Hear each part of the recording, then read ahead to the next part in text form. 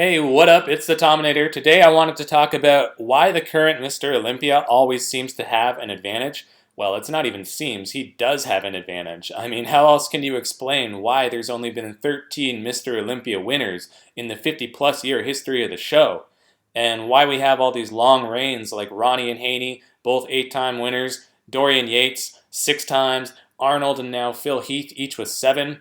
It's pretty simple actually, but there's more to it than mere politics, as many people are quick to assume. Although, let's not kid ourselves, politics is definitely a major factor here. I'm not denying that. You'd have to be an idiot to deny that certain guys are just heavily favored by the judges, whereas others tend to get routinely overlooked.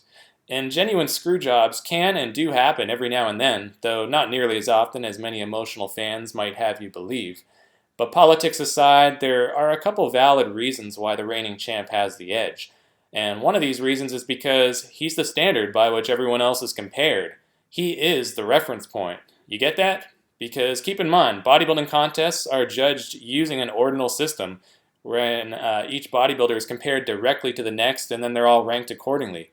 In my last video, I briefly explained how the point system works and how incredibly simplistic it is, so I won't get into that again here. But suffice it to say, they don't break it down in terms of conditioning, mass, symmetry, etc.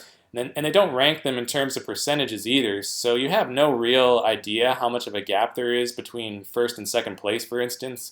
The scoring system that they currently use just doesn't capture this sort of information.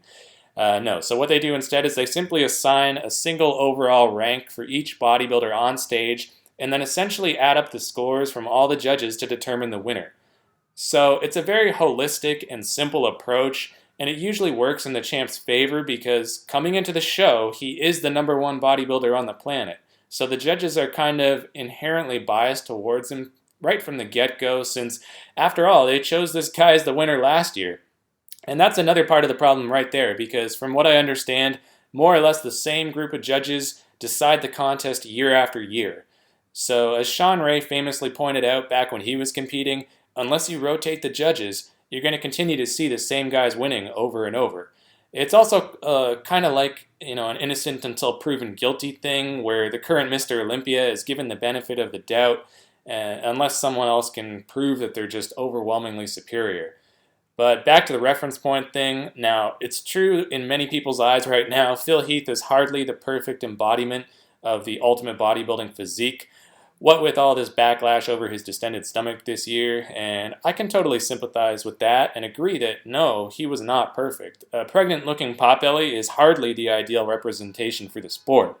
But at the same time, the judges do need a standard for comparison, and what better place to look to than him? It's much easier to use the current champ that's actually standing right in front of you than to try to visualize a 1974 Arnold Schwarzenegger or a 1998 Ronnie Coleman or whatever other past physique you might consider to be the best of all time. So naturally they're going to use Phil Heath as the measuring stick here. And in that regard, this is why the current champ has such an edge over everyone else, because the challengers need to either A, beat him at his own game, or B, bring a different look that is just vastly and clearly better than the champ's own. So that's a tall order to fulfill, and it's the reason why we keep having all these dynasties. In Phil's case, despite his few shortcomings, his virtues are plentiful, right? He's got those trademark round muscle bellies, his conditioning is always very sharp, and he boasts probably the best separation in the entire lineup. Plus he's complete from head to toe, and he's got excellent back development. So love him or hate him, you can't deny he's got a lot of good stuff going for him. And so for Big Ramy or anybody else to come in and knock him off, they pretty much have to be on the same level, if not better, in most of these respects. No easy feat there. One area where Phil can easily be beaten is, of course, in terms of mass. We all know he's not the biggest guy on stage, and so someone like Ramy can totally overshadow him in many poses. But for Ramy to actually defeat him, he's got to come in pretty much just as sharp, especially from the back, which he didn't quite manage this year. And by the same token, the current champ kind of sets the mold for the judges. Before Phil came along, for example, nobody was really talking about 3D muscle bellies or even complete development from head to toe so much. Certainly there wasn't much emphasis on showing detail through the back and a rear lat spread. That pose used to be all about width and who had the best V taper.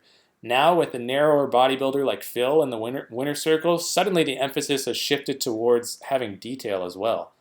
In contrast, back when Ronnie was kicking ass and taking names in the early to mid 2000s, it was all about mass. Conditioning really took a back seat for a while there, while all these guys concentrated on getting as big and jacked as humanly possible. And as a result, this is when we started seeing the emergence of the bubble gut and very watery, undefined physiques up there on that Olympia stage. Eventually, I guess the judges finally decided that Jay screwed up one too many times and selected the smaller, but sharper and more shapely Dexter Jackson in 2008. And Jay was forced to reevaluate and come back and kind of beat Dex at his own game in 2009 when he showed up in probably his all-time best condition and just mopped the floor with everybody. That year marked the return of good conditioning to bodybuilding, I think, or at least passably good conditioning, because as I've noted in previous videos, relative to the late 80s and 90s, most of these guys today still look way too smooth.